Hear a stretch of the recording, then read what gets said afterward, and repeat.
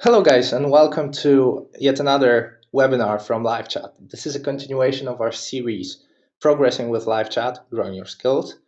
Today we're going to expand a little bit on what was discussed during our last webinar. I'm your host, Blaze. Some of you may already know me from LiveChat. And today's agenda is visual customization and what you can actually do to make the LiveChat feel like an integral part of your website. Chat surveys and their impacts on gathering instant feedback, agent profiles, and what you can do with them to optimize the chat experience. I'll be discussing some built-in business automation features that can make your life a lot easier when using live chat. And of course, a set of basic chat tools that chat agents can use in order to make their life simpler. In the end, I, like always, will host a questions and answers session where I'll be available to answer all of your questions. During this webinar, you can also ask questions in the little question box, and we'll be answering all of them as we go. So let's start and have some fun. First part, visual customization. What we want is for you to style it up. Sorry about that technical glitch. There we go. We want you to style it up. We want you to use custom CSS styles for the chat window and make it stick with your website. It's important that you think of the chat box as an integral part of your website, of the browsing process of your visitor, and not just an add-on. With that type of thinking, you'll be sure to make it more streamlined, more embedded, more usable for the end user. Consider rebranding, putting your own logo on top of the chat window, using your brand colors, using your brand social media icons, and in general, making sure that it's not our chat, but it's your chat. It's your personal avenue for your customers. With CSS styles, you can pretty much change the entire appearance of the chat window. You can make the picture circular. You can change borders. You can add shadows. You can make all sorts of fun customizations to the chat window just to make it more professional, more streamlined, and more stylish so that your customers immediately notice that this is you guys. There's one specific part here. As you notice in the bottom of the chat window, you also get to remove that little powered by live chat signature that some of you are complaining that's there. It's easy to remove, so consider that while rebranding your chat window. This page-specific style customization is something that some of you may not know.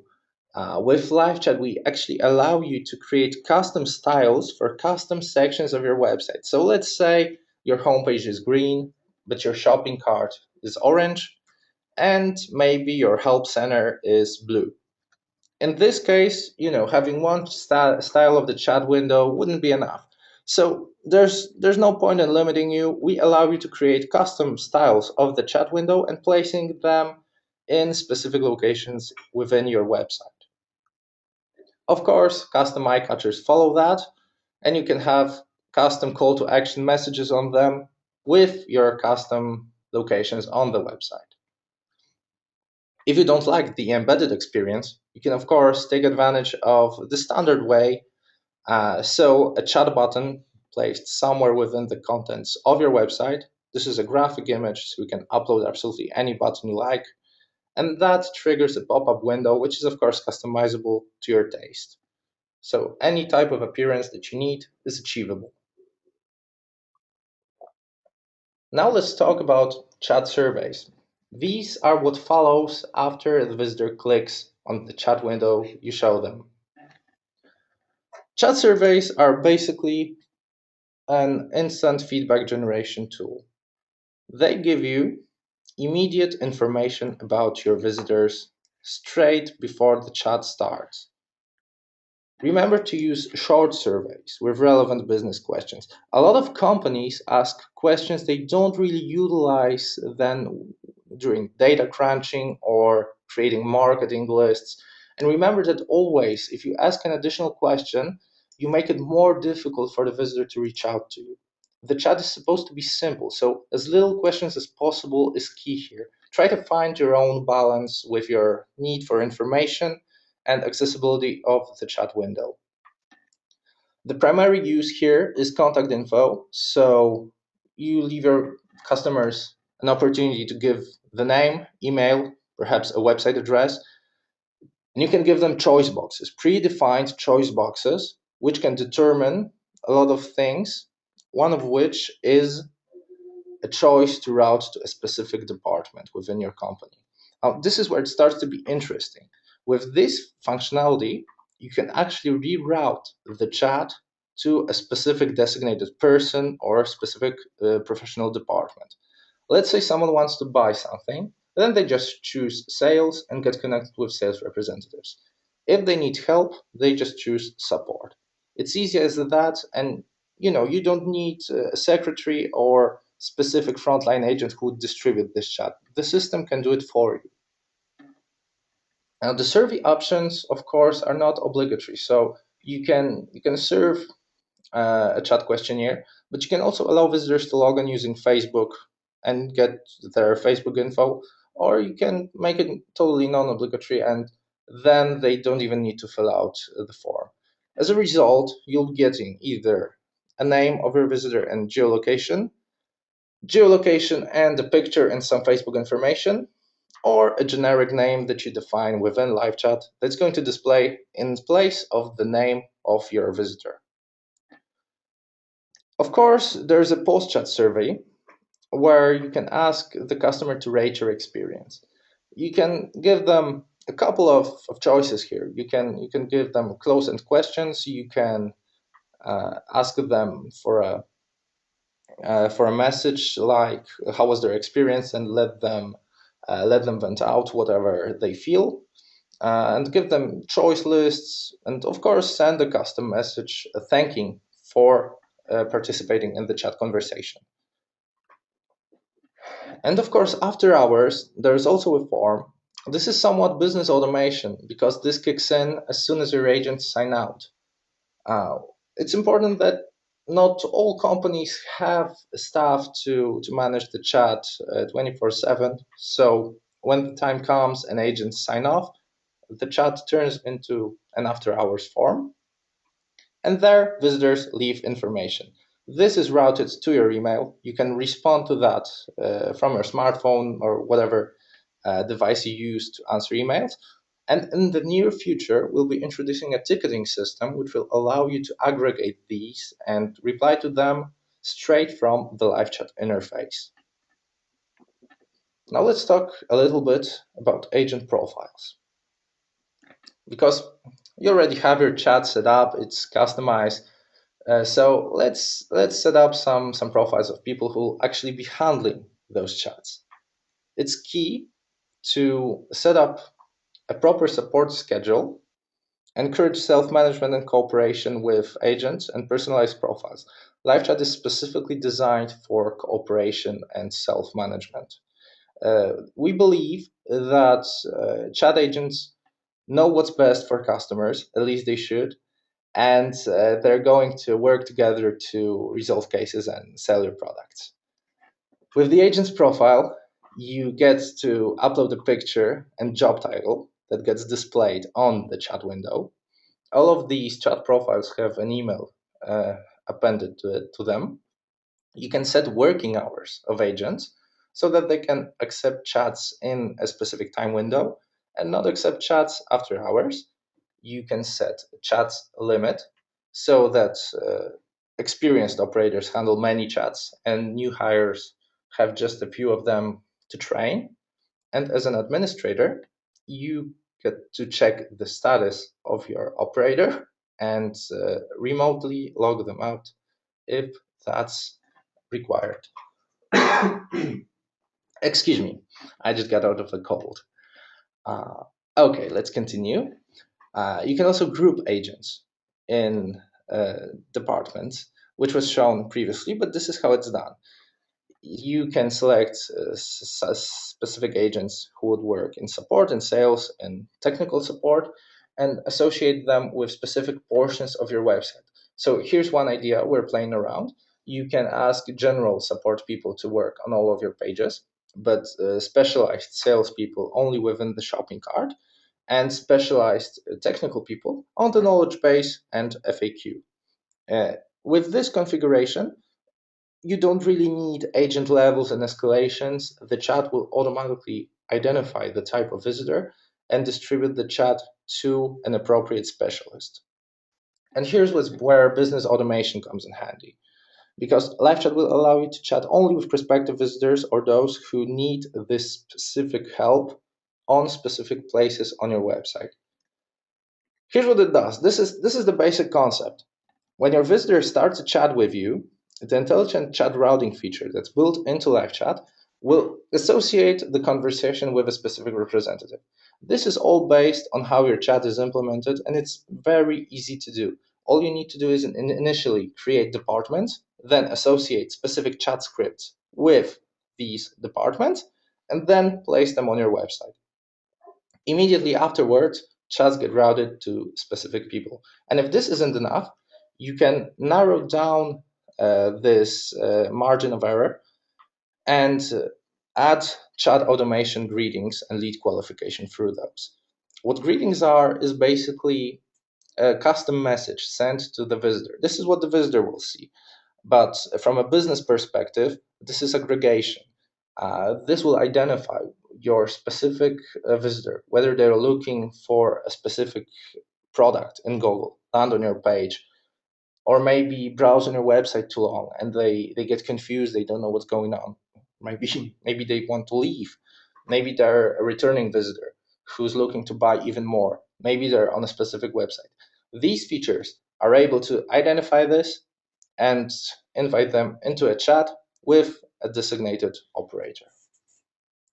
Now, with this automated distribution, there comes often a question, okay, how's the workload handled? How do these chats get routed to my representatives? Well, here's your answer. We call it fair distribution, which is pretty close to round robin with a couple of exceptions. Now, let me explain. During the first round of chat distribution, when chats start, they go equally fairly to representatives in their selected department. These blue guys, let's call them support guys, will get one chat in the first round. In the second round, they'll also get one chat, and so forth and so forth. These cycles will always fairly distribute chats to representatives, so no one is neglected, no one is working too much. There is an exception for returning visitors who get automatically rerouted to their previous representative. Sorry.